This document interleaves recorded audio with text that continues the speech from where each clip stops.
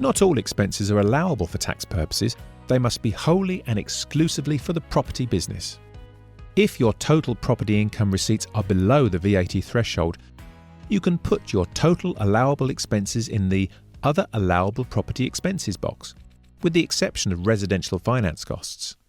Where an expense covers a non-rental and rental property, you'll need to adjust the amount so you only include the rental business proportion.